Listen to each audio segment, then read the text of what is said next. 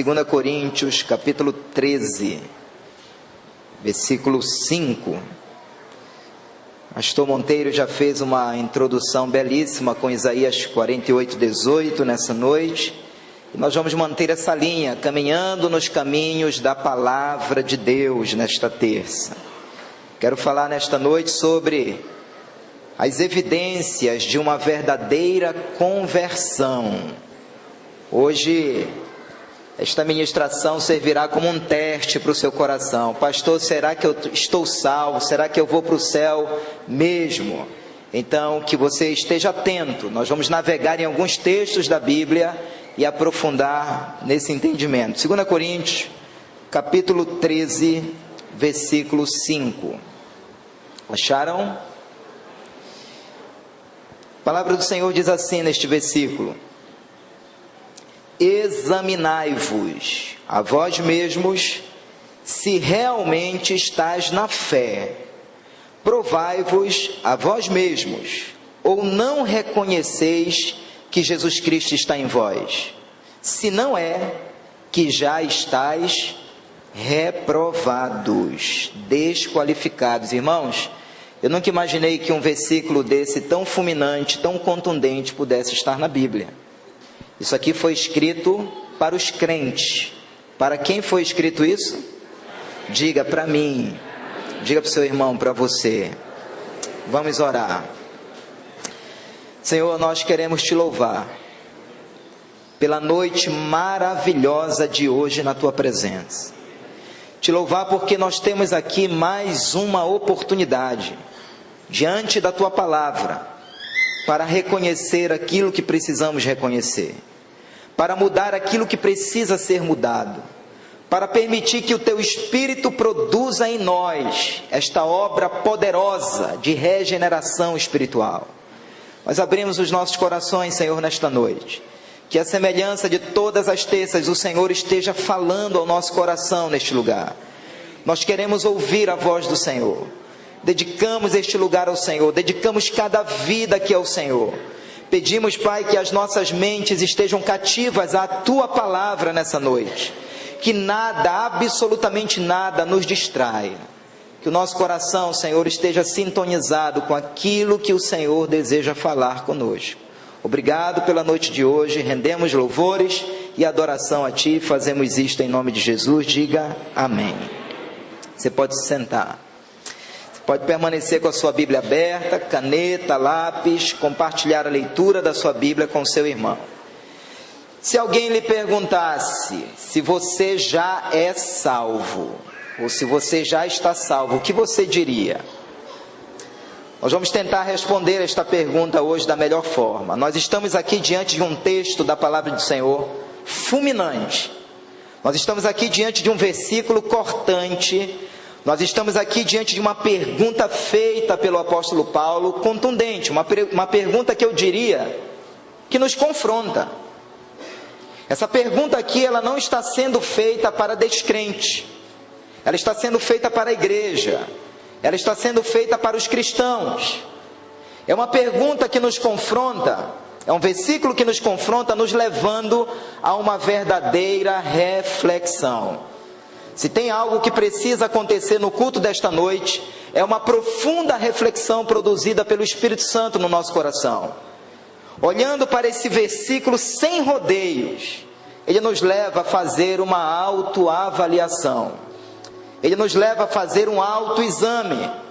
É como se o apóstolo Paulo estivesse dizendo para a igreja de Coríntios: olha, não olhem para ninguém, deixem de lado a vida dos outros e comecem a olhar para vocês mesmos. Olhe para você, pare de olhar para fora, olhe para dentro de você, faça este exame. Veja se realmente vocês estão na fé. Irmãos, eu imagino o apóstolo Paulo fazendo esta pergunta para os crentes da igreja de Coríntios. Porque aqueles irmãos de Coríntios, eles estavam certos de que estavam salvos. Eles estavam convencidos de que verdadeiramente eles estavam em Cristo. E eu imagino essa pergunta aqui sacudindo a igreja. Eu imagino essa pergunta aqui sacudindo aqueles irmãos, mas o objetivo do apóstolo Paulo era levá-los a um verdadeiro despertamento. O objetivo do apóstolo Paulo com esta pergunta era de levar a igreja a uma verdadeira reflexão, se de fato eles eram salvos. Pergunte ao irmão que está ao seu lado: você já é salvo? Você está salvo? Júnior, abaixa só um pouquinho.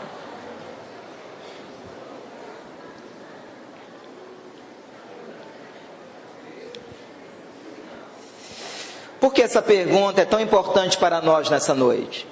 Porque nós não estamos brincando de igreja.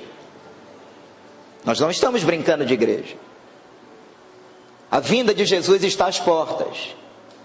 Prepara-te, ó Israel, para te encontrares com o Senhor teu Deus. É possível, pastor, alguém ter passado a vida toda dentro de uma igreja evangélica e um dia abrir os olhos no inferno? Sim. Porque existem pessoas que estão dentro da igreja, mas elas não estão em Cristo. Elas não são verdadeiramente convertidas. E qual é a maior referência que a gente tem? Isso virou até cultural no meio das igrejas, de que alguém é salvo. A maior referência que a gente tem, e isso acaba sendo uma das evidências de alguém que é salvo ou não, é aquele dia que nós levantamos as mãos para aceitar Jesus. Normalmente quando nós perguntamos ao irmão: você é salvo? Sou, porque um dia eu aceitei Jesus, eu levantei a mão, eu fui à frente. Mas a pergunta é: isso é suficiente? Isso foi suficiente? Isso seria uma garantia absoluta de que verdadeiramente você vai para o céu? Vamos tentar responder isso aqui hoje, porque eu não creio que somente isso é uma garantia absoluta para que alguém vá aos céus de Deus. Até porque Jesus uma vez confrontou os fariseus dizendo em Mateus 7, nem todo aquele que me diz Senhor, Senhor, entrará no reino dos céus. Em outras palavras, tem gente orando Senhor, Senhor, tem gente cantando Senhor, Senhor, mas não vai entrar no reino dos céus. Por quê, pastor? Para esse grupo Jesus disse assim: vós que praticais a iniquidade, eu nunca vos conheci. Jesus certa vez falou no Evangelho de João que as minhas ovelhas ouvem a minha voz e obedecem, e eu as conheço. É interessante, querida igreja, que ninguém vai entrar no céu porque está dizendo que conhece Jesus. Pessoas entrarão nos céus de Deus porque Ele dirá que as conhece. Quantos estão entendendo? É algo completamente diferente. Uma coisa é você dizer que conhece Jesus, uma outra coisa completamente diferente é Ele dizer que conhece você. Então, o que comprova, pastor, a verdadeira conversão? Quais são as evidências de um crente legítimo, de um crente verdadeiro? Nós vamos tentar responder essa pergunta nessa noite, até porque esse versículo de Coríntios, capítulo 13, versículo 5, não está perguntando se alguém tem fé. Preste atenção: examinai-vos a vós mesmos se realmente estáis na fé. A pergunta aqui não é se alguém tem fé. A pergunta aqui é se alguém está na fé. Amém? Então vamos tentar responder essa pergunta: quais são as evidências de alguém que verdadeiramente é salvo?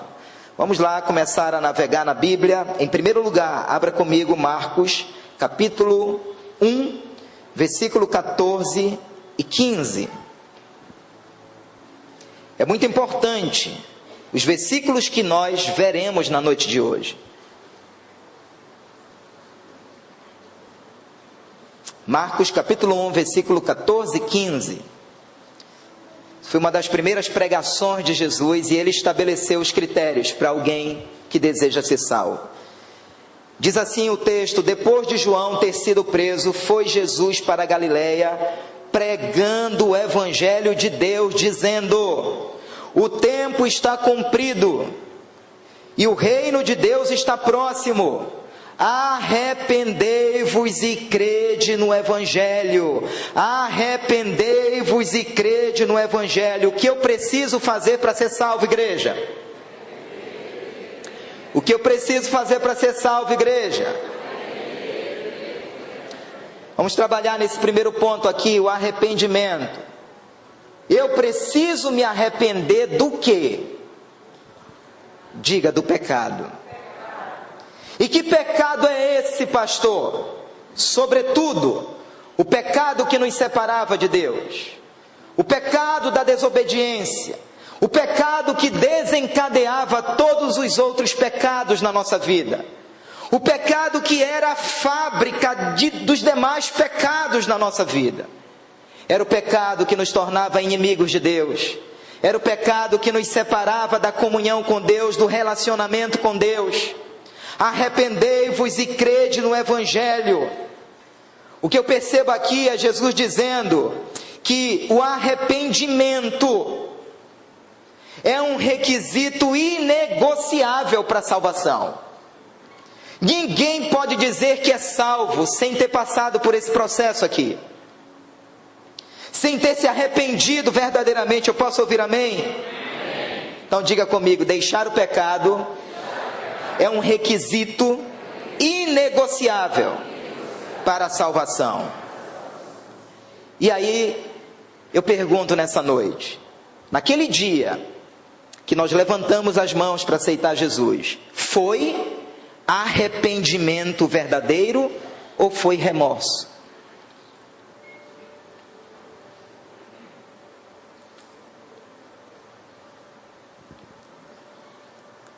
É por isso que Paulo chega à igreja e diz assim: vocês precisam examinar, vocês precisam fazer uma avaliação, vocês precisam fazer um autoexame, vocês precisam observar, vocês precisam analisar o viver de vocês, vocês precisam investigar se verdadeiramente,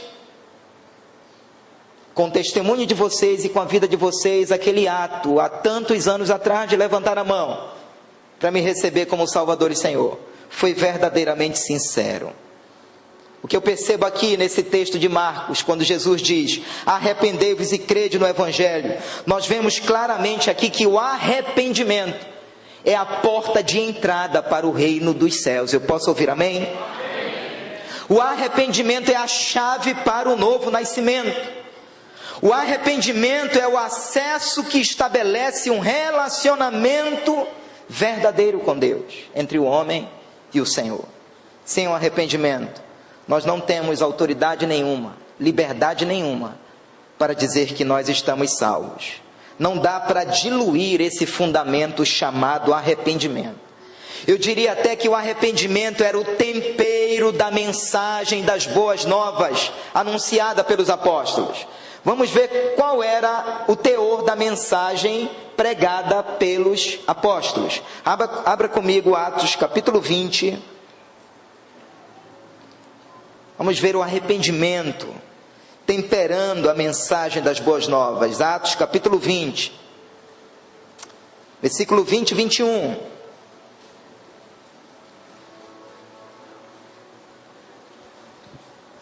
Esse texto diz assim: jamais deixando de vos anunciar coisa alguma proveitosa, e de vô-la ensinar publicamente, e também de casa em casa. Olha a figura das células aí. Testificando tanto a judeus como a gregos. O que, igreja? O que, igreja? O arrependimento para com Deus e a fé em nosso Senhor Jesus Cristo. Quem pregava isso? Os apóstolos. O arrependimento era inegociável. Um outro texto, Atos 17:30. Nós vamos dar um mergulho hoje, queridos, nesse entendimento poderoso. Atos 17:30. Ora, não levou Deus em conta os tempos da ignorância. Agora, porém, notifica aos homens que todos, em toda parte, façam o que, igreja? Se arrependam. Se você for pegar todos os profetas do Antigo Testamento, da Antiga Aliança, A maior e mais poderosa mensagem pregada pelos profetas do Antigo Testamento foi sobre arrependimento. Quem saberia me dizer qual foi a primeira pregação de João Batista? Foi sobre o quê? Vamos conferir isso lá em Mateus, capítulo 3, versículo 1 e versículo 2. Primeira pregação de João Batista. Mateus capítulo 3, versículo 1, versículo 2 diz assim: naqueles dias, apareceu João Batista pregando no deserto da Judeia e dizia, o que ele dizia, igreja? Arrependei-vos, porque está próximo o reino dos céus. Primeira mensagem de João Batista. Qual teria sido o tema da primeira mensagem pregada por Jesus Cristo? Diga, arrependimento. Vamos conferir isso em Mateus capítulo 4, versículo 17.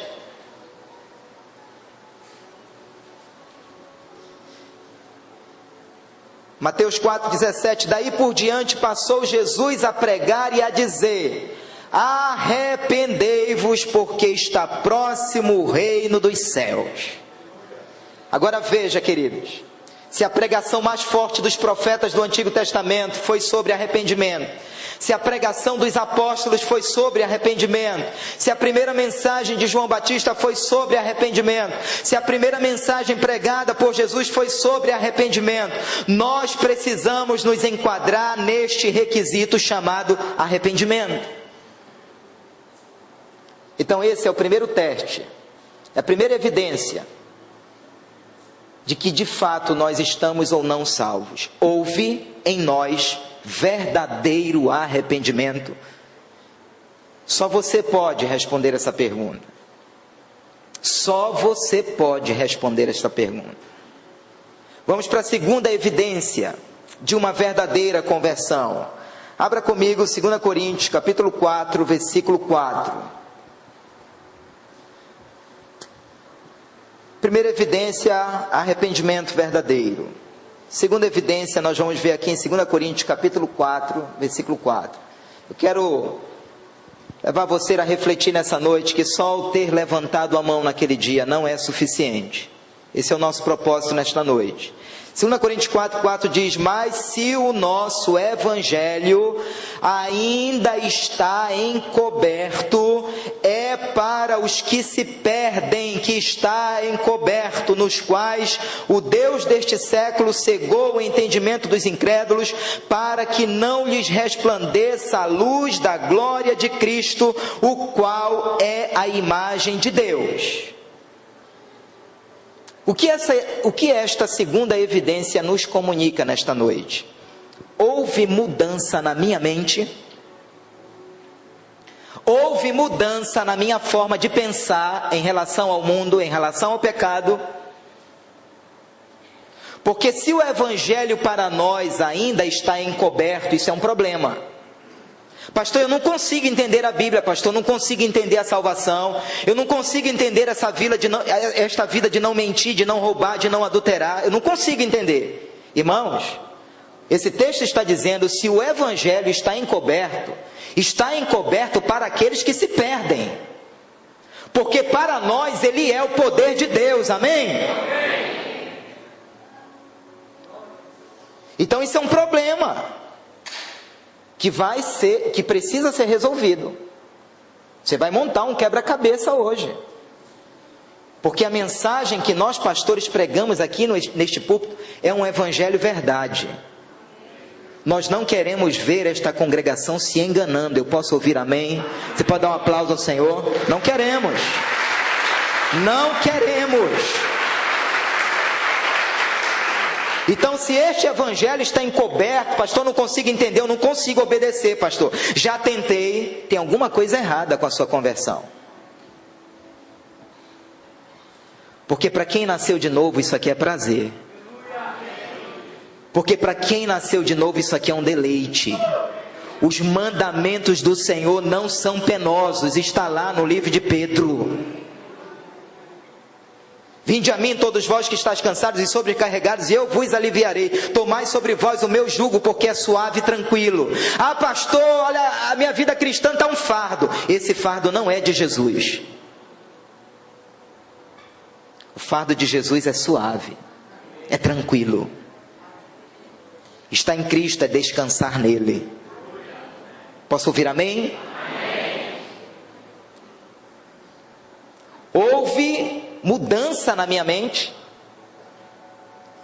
a minha forma de pensar. O que mudou na minha forma de pensar?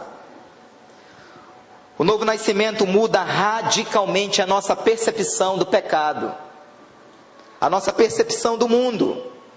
O que era antes para o velho homem um prazer pecaminoso, agora para a nova criatura é abominação. Isso se chama novo nascimento. Diga amém. Aquilo que antes de Cristo me deliciava no pecado, agora eu repudio em Cristo. Sabe por quê? Porque para a velha criatura pecar era uma coisa normal. Mas para a nova criatura pecar é uma coisa anormal. Não combina mais com a nova criatura. O pecado não combina mais com a nova criatura. O pecado não é mais bem-vindo para a nova criatura. Diga amém. Então mudou a minha forma de pensar, a minha forma de enxergar o mundo, a minha forma de enxergar o pecado. Irmãos, não se trata apenas de uma mudança no intelecto. Falar em novo nascimento significa que a nossa vontade, os nossos sentimentos, as nossas emoções, tudo isso está envolvido nesse processo radical de repúdio ao pecado. Não é só uma mudança aqui, mas esse processo ele envolve todo o meu ser. Posso ouvir amém? É uma obra sobrenatural produzida pelo Espírito Santo no nosso espírito. O novo nascimento gera em nós a visão correta sobre Deus. Os nossos pensamentos agora eles são corretos sobre Deus. Os nossos pensamentos agora eles são corretos em relação ao pecado. Eu odeio aquilo que Deus odeia, eu abomino aquilo que Deus abomina. Eu não compartilho daquilo que Deus não aprova. Se Deus não aprova o relacionamento de julgo desigual, eu também não aprovo. É assim que o nosso espírito vai se processando, sintonizado com aquilo que Deus aprova.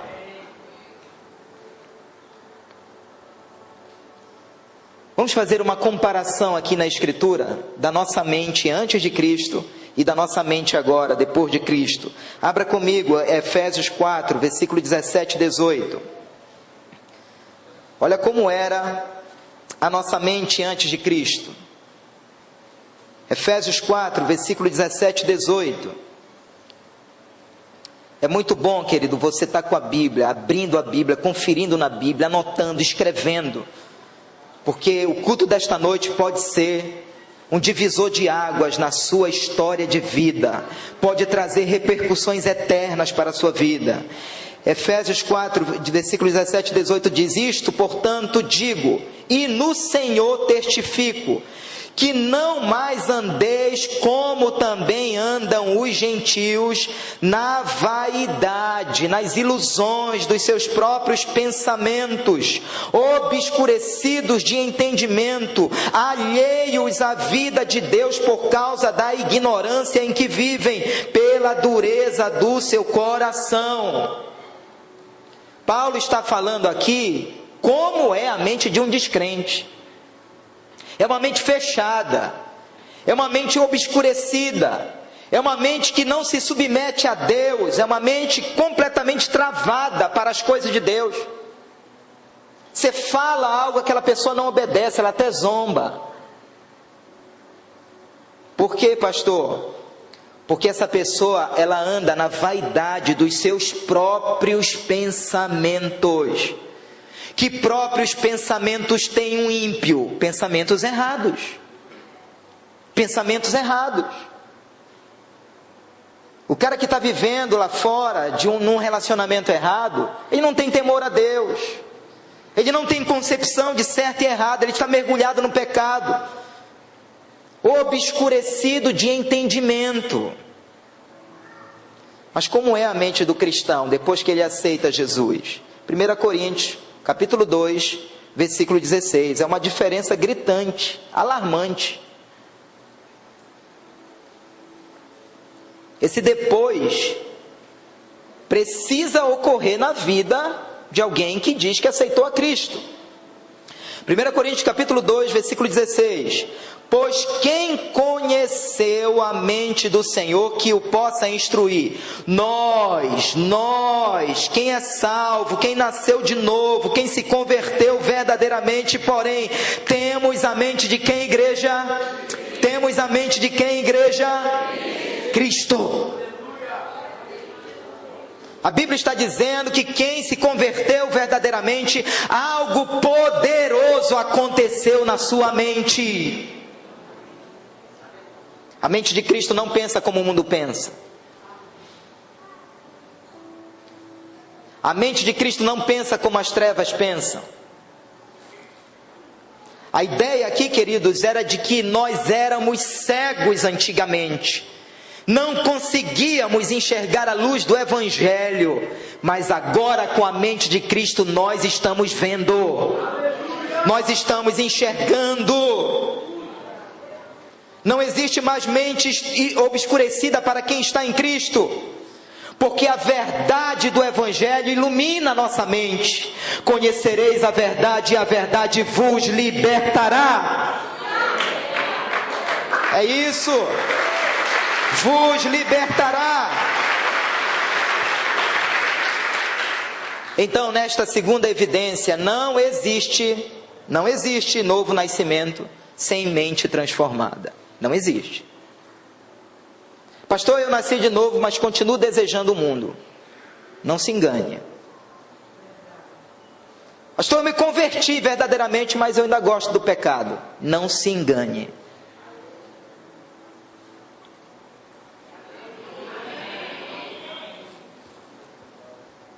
Não se engane.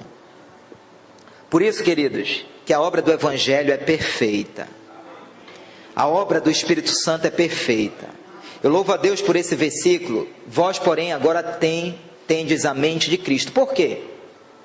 Porque não se muda o comportamento de alguém sem antes mudar aquilo que a pessoa pensa. Talvez essa seja uma área onde nós precisamos de muita libertação. Porque todo o nosso procedimento, o nosso comportamento de vida errada, está atrelado a uma crença errada, a um pensamento errado. Você quer mudar o comportamento de alguém? Primeiro mude aquilo que aquela pessoa acredita, sobre ela mesma muitas vezes. E a obra de Cristo ela é linda, porque a Bíblia vem dizer que agora eu tenho a mente de Cristo, então eu tenho tudo para ter um procedimento de vida correto que agrada ao nome do Senhor, porque quem vai determinar isso é a mente de Cristo em mim. Diga amém, diga aleluia. Dê o seu melhor aplauso para Jesus nessa noite, queridos. Aleluia! Aleluia! Não tem desculpa, não tem justificativa. Nós, porém, temos a mente de Cristo. Isso é evidência na vida de que alguém que é salvo, nasceu de novo. Primeira evidência, arrependimento verdadeiro. Segunda, mente transformada. Vamos para a terceira evidência. Abra comigo 2 Coríntios capítulo 7, versículo 9 a 10. 2 Coríntios 7, versículo de 9 a 10.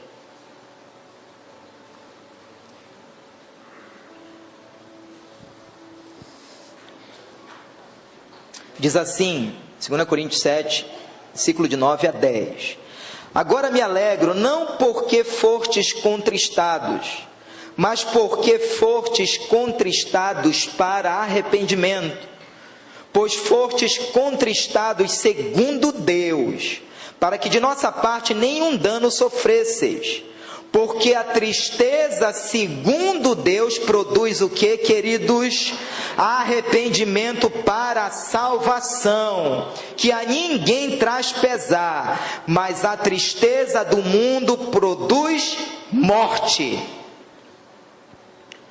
A terceira evidência é a seguinte: diante do pecado cometido, eu sinto tristeza? Eu sinto vergonha? Eu sinto ódio, desprezo, pesar, contrição por conta do pecado? Porque a Bíblia está falando aqui de uma tristeza que não traz pesar, mas ela nos leva para a salvação. Não é igual à tristeza do mundo que produz morte. Existe uma tristeza que o próprio Espírito Santo de Deus vai gerando em nós. É isso que nos faz melhorar na vida cristã. É isso que nos faz querer reparar algumas brechas na vida cristã. Porque o Espírito Santo, ele produz isso em nós. Muda o teu caminho. Muda essa atitude. Não foi legal o que você falou. Não foi legal o que você fez. O que você fez me entristeceu, diz o Senhor. Então eu sinto essa tristeza, eu sinto essa vergonha. Vamos ver como alguns homens de Deus na Bíblia se comportaram diante do pecado. Vamos lá para Esdras, capítulo 9, versículos 5 e 6. Porque a nossa vida não pode destoar do comportamento desses homens aqui, diante do pecado. Esdras, capítulo 9, versículos 5 a 6.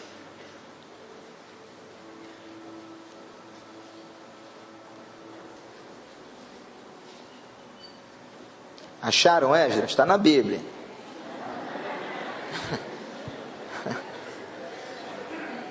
Está na Bíblia. Irmãos, eu sinto muita presença de Deus aqui nessa noite, viu? Há um peso de glória de Deus aqui neste lugar, viu? Você está debaixo de uma unção de graça e de salvação nesta noite. Diz assim, Esdras 9, versículo 5 e 6. Na hora do sacrifício da tarde, levantei-me da minha humilhação, com as vestes e com o manto já rasgados, me pus de joelhos, estendi as mãos para o Senhor meu Deus e disse: meu Deus, estou confuso e envergonhado para levantar a ti a face, meu Deus, porque as nossas iniquidades se multiplicaram sobre a nossa cabeça e a nossa culpa cresceu até os céus. Esse era o comportamento de Esdras diante do pecado. Vergonha, vergonha, humilhação. Vamos ver um outro profeta, Jeremias capítulo 3, versículo 25. Como ele se comportou diante do pecado. Jeremias 3, versículo 25. Diz assim: deitemo-nos em nossa vergonha e cubra-nos a nossa desonra, porque temos pecado contra o Senhor nosso Deus, nós e nossos pais, desde a nossa mocidade até ao dia de hoje, e não demos ouvidos à voz do Senhor nosso Deus. Vergonha, vergonha. Um outro profeta, Ezequiel 20, versículo 43. Esse é forte, viu, irmãos? Ezequiel 20, versículo 43, diz assim: ali vos lembrareis dos vossos caminhos e de todos os vossos feitos com que vos contaminastes, e tereis nojo de vós mesmos. Vou repetir isso aqui: e tereis nojo de vós mesmos, por todas as vossas iniquidades que tendes cometido. Forte, queridos. Esse é o sentimento que precisa ocorrer no nosso coração quando nós caímos em si. Nojo daquilo que nós fizemos. Nojo daquilo que nós cometemos diante do Senhor. Eu posso ouvir amém nessa noite, queridos? Mas o que nós vemos hoje no meio evangélico, A tristeza, segundo Deus, que produz arrependimento para a salvação, vem sendo substituída pela psicologia da autoestima. Como se vergonha, tristeza e autodesprezo não fossem verdades bíblicas. Parece que hoje estar triste, segundo Deus, que produz arrependimento para a salvação, fosse uma derrota na vida do cristão. Mas isso aqui, essa tristeza, segundo Deus, que promove arrependimento, é uma verdade bíblica produzida pelo Espírito Santo de Deus no nosso coração. Diga amém. São fundamentos de um verdadeiro arrependimento autêntico. O ímpio, ele não tem essa tristeza, segundo Deus. Ele peca e não está nem aí. E se o seu comportamento está sendo assim no reino de Deus, pastor, eu peco e não sinto nada, você está perdido, querido. Como disse alguém, você está lascado, está debaixo de condenação, perdido, separado de Deus. Porque na vida de alguém que nasceu de novo, há uma ação poderosa do Espírito de Deus, nos guiando em todo o caminho por onde nós devemos andar. Porque quem nasceu de novo não vive na prática do pecado. Eu posso ouvir amém? Uma quarta evidência de uma conversão verdadeira. Abra comigo Provérbios 28, 13. Provérbios 28, 13.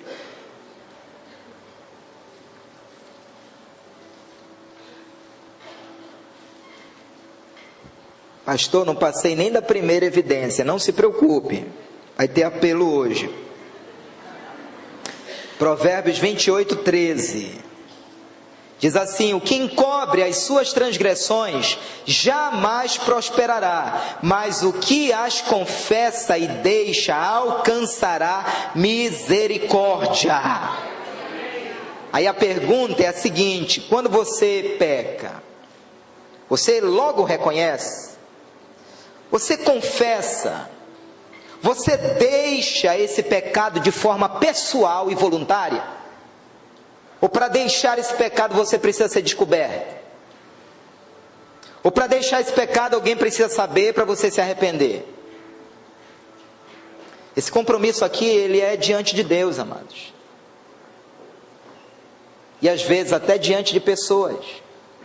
Aquele que encobre as suas transgressões nunca prosperará, mas aquele que as confessa e deixa alcançará misericórdia.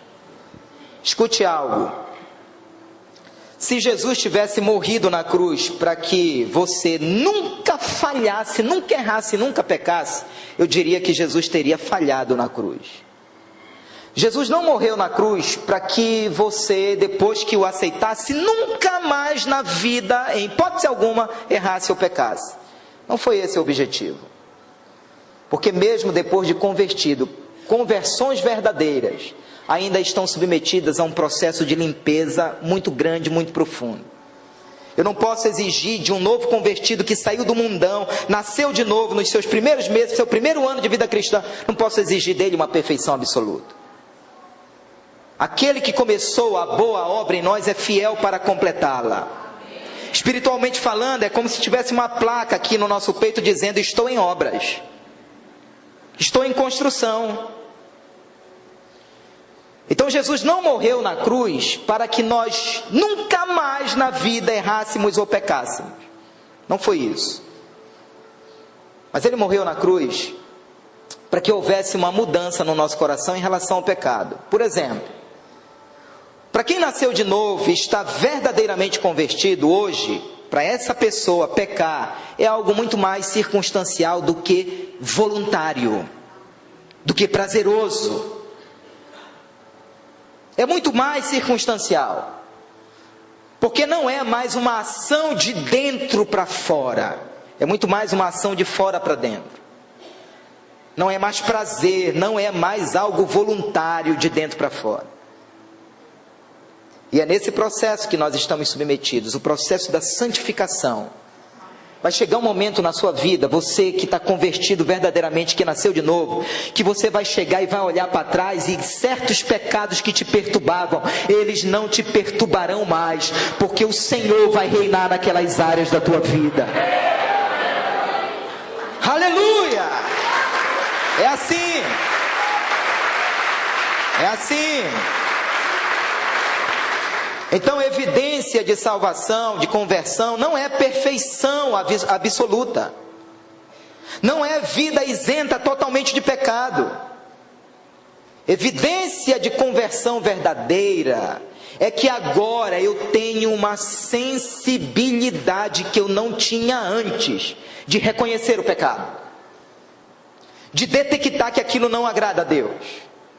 É que agora eu tenho uma transparência gerada pelo Espírito Santo em mim, de reconhecer diante de Deus e de pessoas até.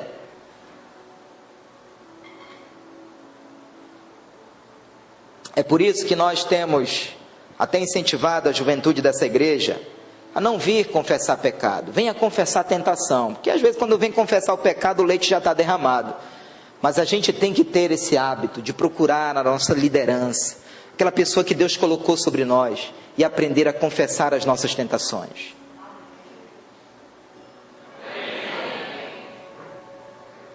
Amém? Isso é prevenção, porque não adianta remediar depois. É prevenção.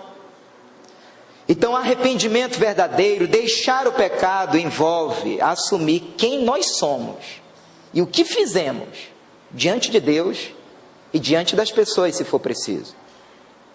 Nós vivemos, queridos, numa cultura, infelizmente, que se autodesculpa todo o tempo, que se autojustifica todo o tempo. Uma cultura que nos seduz para que pensemos assim, que nunca estamos errados, que o problema é sempre do outro. Uma cultura que nos leva a sempre nos colocar como vítima. Não, pastor, foi o diabo. Não, pastor, foi o fulano, foi a ciclana. Aquela tem pombagira e eu caí. Isso é conversa furada, irmão. Isso é conversa fiada. Nós precisamos assumir quem somos diante de Deus. Eu posso ouvir amém? Confessar no grego vem de uma palavra grega que significa homologeo, que significa concordar, que significa falar a mesma coisa. Ou seja, aquilo que Deus está falando que é pecado, eu concordo que é pecado. Aquilo que Deus está dizendo que não é para fazer, eu concordo, Senhor, não é para eu fazer. No grego, a palavra confessar significa exatamente isso, concordar com Deus.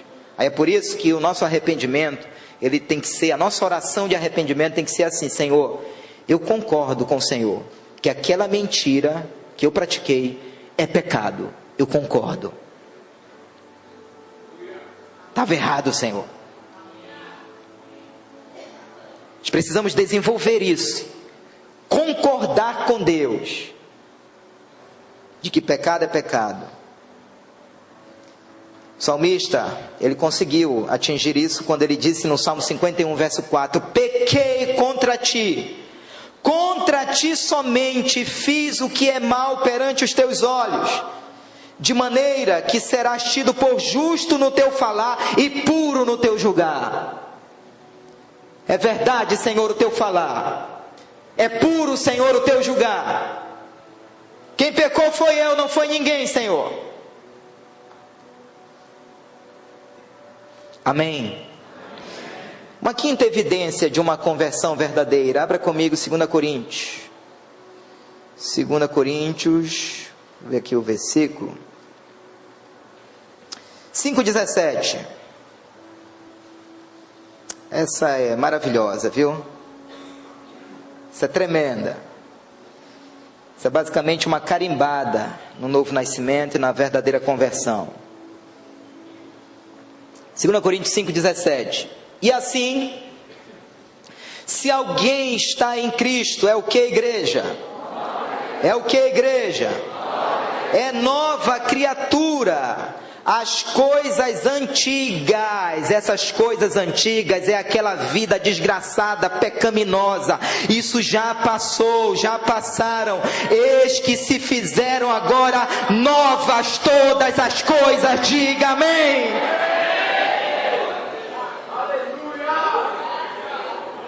Aleluia.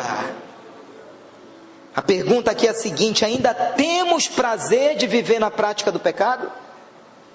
Isso não combina com esse versículo aqui. A Bíblia está dizendo: se alguém está em Cristo, é nova criação. É nova criação. Nós não estamos mais em Adão, nós estamos agora em Cristo.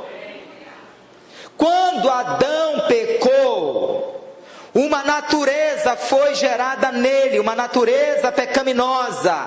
Quando nós aceitamos a Cristo, quando Adão desobedeceu, uma natureza pecaminosa foi gerada nele. Quando nós decidimos obedecer, recebendo a Cristo como nosso Salvador e Senhor, uma natureza santa foi gerada em nós. Diga amém. Quem é santo aqui?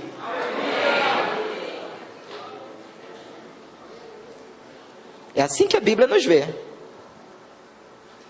É assim que a Bíblia nos enquadra como santos. Nós não estamos mais em Adão, estamos em Cristo. Todo filho possui a natureza de seu pai. Todo filho possui a natureza de seu pai. Nós somos uma nova criação.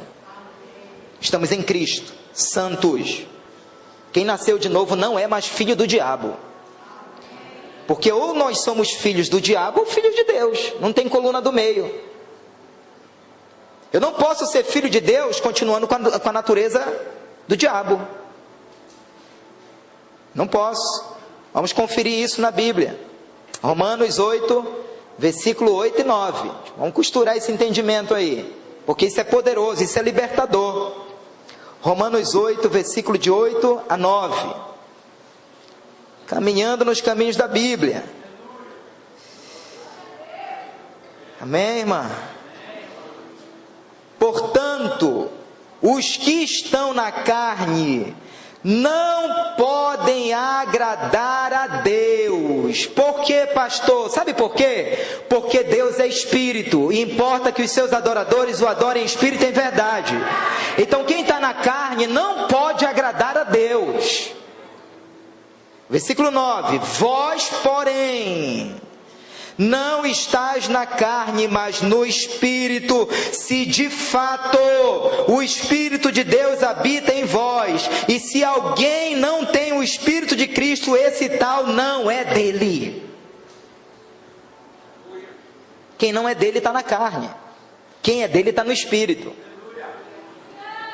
Amém? Então em Cristo, queridos, nós morremos para o pecado e fomos ressuscitados para andar em novidade de vida. Foi isso que aconteceu com o nosso encontro na cruz.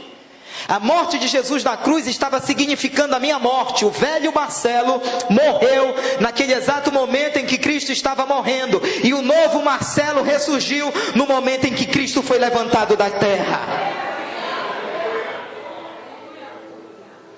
A morte de Cristo selou a morte do nosso velho homem, mas a ressurreição de Cristo ressurgiu em nós um novo homem.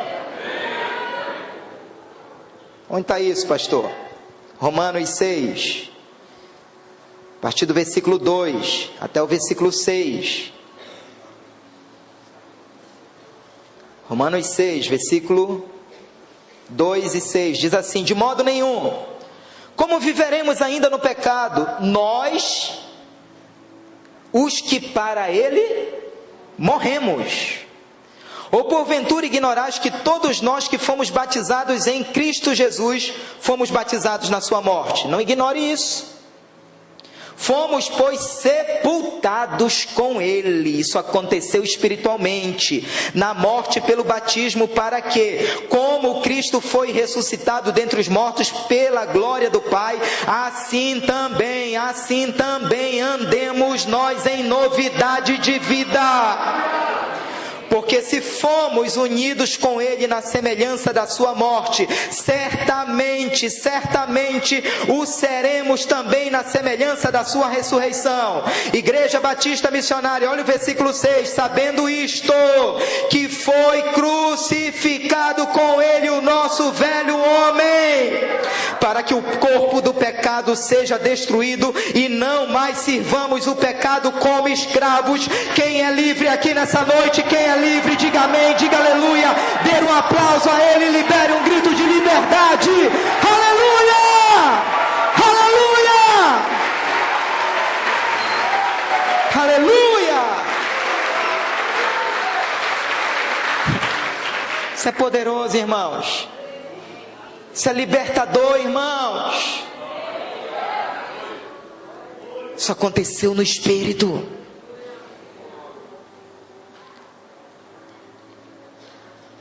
Conforme lemos em 1 João 3,9, todo aquele que nasceu de novo não vive na prática do pecado. 1 João 3,9, olha o que diz: todo aquele que é nascido de Deus não vive na prática de pecado, pois o que permanece nele é a divina semente.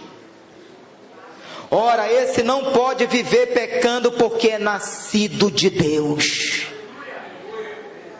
Veja também 2 Pedro 1,4, pelas quais nos têm sido doadas as suas preciosas e muito grandes promessas, para que por elas vos torneis o que, igreja? Participantes da natureza divina, livrando-vos da corrupção das paixões que há neste mundo. Mais um texto poderoso, 1 João 4,17, nisto é em nós aperfeiçoado o amor, para que no dia do juízo mantenhamos confiança, pois segundo ele é, também nós somos neste mundo. Ele é santo, e eu também sou santo neste mundo, segundo ele é. Mantenhamos a nossa confiança nisso para o dia do juízo. Pode vir o dia do juízo. Eu me mantenho nessa terra como ele é, em santidade. Paulo disse com muita propriedade, 1 Coríntios 11:1, sede meus imitadores como eu sou de Cristo. Em outras palavras, ele estava dizendo: vocês querem ver Cristo? Olhem para mim. Vocês querem enxergar Cristo? Olhem para mim. A última evidência, para a gente finalizar, eu quero voltar para o texto da primeira evidência, Marcos 1, versículo 14 e 15.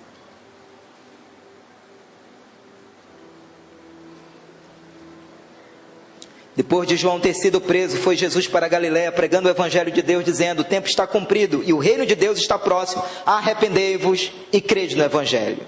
A primeira evidência eu falei só do arrependimento, mas Jesus também disse que nós precisamos crer no Evangelho.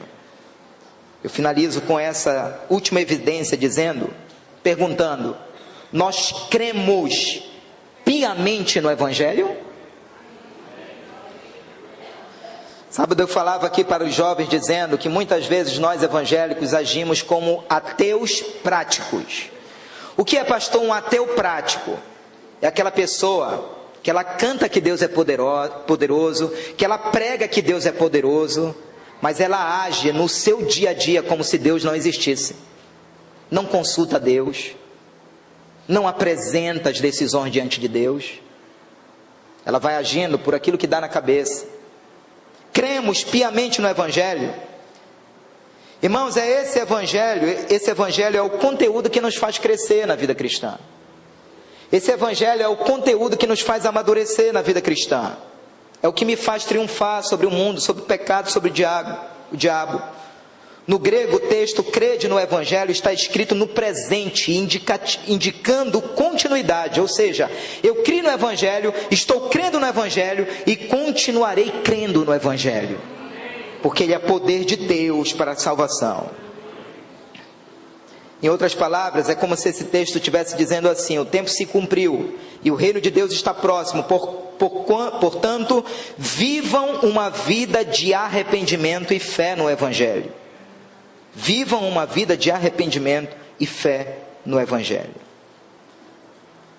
Então eu pergunto, desde o dia que você levantou a sua mãozinha para aceitar Jesus, você está crescendo na vida cristã?